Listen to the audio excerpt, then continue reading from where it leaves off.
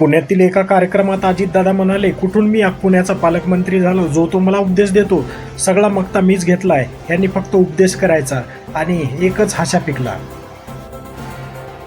मी कामाला लावू शकतो आणि त्या सगळ्यांना सांगितलं की मी आढावा घेईन, मला हे सगळं दुरुस्त झालं पाहिजे. हिंजवडीला पण आपण करतोय, तिकडेही करतोय, ती काळाची गरज आहे, ते केलं पाहिजे आणि त्यामुळं आपण त्याच्यामध्ये लक्ष घातलेलं आहे. एकंदरीतच मगाशी मी सांगत होतो की 100 वर्षाचा वटवृक्ष कोसळला, ही बातमी ज्यावेळेस आमच्या सयाजीरावांना कळली त्यावेळेस तो वटवृक्ष उचलून त्यांनी साताऱ्यातल्या गोळीबार मैदानावर त्याचं पुनर्रोपण केलं, बरोबर ना,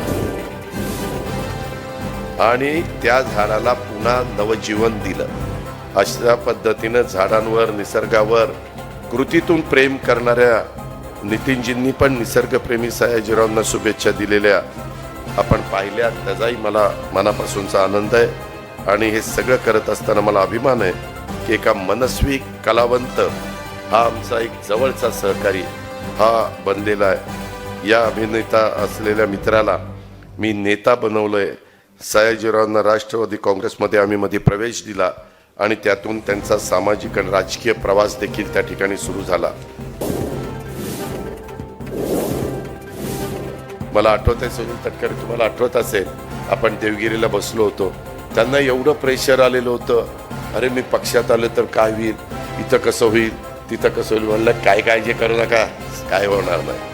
आणि मग त्याच्यानंतर त्यांनी तशा पद्धतीचा निर्णय घेतला. मला खात्री आहे त्यांच्या अभिनयाच्या प्रवासाबरोबर हा सार्वजनिक जीवनाचा प्रवास सुद्धा यशस्वी आणि उत्तुंग ठरेल. आता ते केवळ पडद्यावरच नव्हे तर प्रत्यक्षात देखील विविध भूमिका पार पाडतात. मागच्या वर्षी त्यांनी राष्ट्रवादी काँग्रेस पक्षामध्ये प्रवेश करून सामाजिक कार्याला आणि पर्यावरण चळवळीला एक राजकीय बळ देण्याचा संकल्प केला. राजकारण हा त्यांच्यासाठी सत्ता मिळवण्याचा मार्ग नाही, तर एक लोकांच्यापर्यंत आपला संदेश पोचवण्याचा आणि हिरवाईची चळवळ अधिक व्यापक करण्याचा हा त्यांचा प्रयत्न आहे. आज आपल्यासोबत आणखी एक थोर व्यक्ती उपस्थित आहे, त्याचा उल्लेख मी मगाशी केला, ते म्हणजे पद्मश्री जाधव पायेंग, फॉरेस्टमॅन ऑफ इंडिया. ब्रह्मपुत्रा नदीच्या किनाऱ्यावर एका पडीक जागेवर त्यांनी एकट्याने जवळपास 12 लाख झाडं लावण्याचा विक्रम केलेला आहे. आणि सयाजीराव शिंदे आणि जाधव पायेंग हे दोघे केवळ पर्यावरणाचे रक्षक नाही, तर नव्या पिढीसाठी हरित भारताचे हे दोघं शिल्पकार आहेत असं म्हटलं तरी ते खरं ठरेल.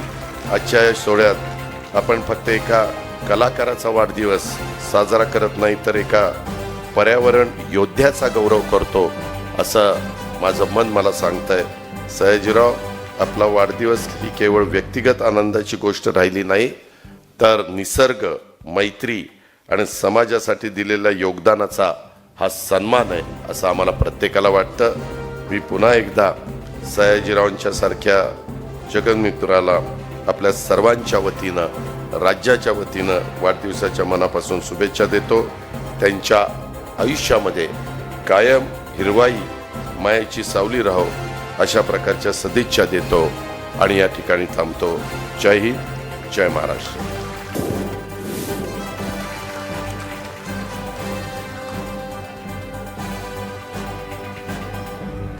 कुठे कुठे कुठे हा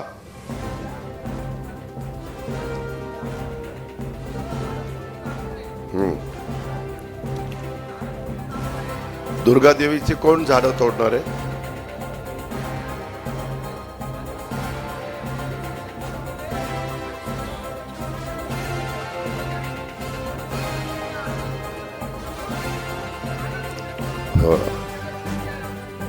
हे सगळं ऐकलं ना, कुठनं या पुण्याचा पालकमंत्री झालो असं वाटायला लागलं. जे ते उठतंय ते मला उपदेशच करायला लागतंय. सगळा मागता मीच घेतलेला आहे, यांनी नुसतं उपदेश करायचा आहे. ठीक आहे, धन्यवाद. रेशनचे धान्य उचलले नाही तर आता होणार बंद. राज्य सरकारने अंत्योदय तसेच प्राधान्य योजनेतून गेल्या 6 महिन्यापासून धान्य न उचलणाऱ्या 3,33,000 शिधापत्रिका धारकांना धान्य बंद करण्याचा निर्णय घेतला आहे. गेल्या 15 दिवसापासून पावसाने दडी मारल्यामुळे पिके वाचवण्यासाठी शेतकरी धडपड करीत आहेत. जळगाव जिल्ह्यातील मंगरुळ परिसरातील एका शेतात पिकांना चुहा पाणी देताना शेतकरी. मराठवाडा विदर्भातील नैसर्गिक आपत्तीग्रस्त शेतकऱ्यांना अखेर मिळणार 368 कोटी रुपये. राज्य शासनाने दिले मंजुरी, पिकाचे झाले होते नुकसान. नाफेड NCCF कांदा खरेदीत परप्रांतीय रॅकेट.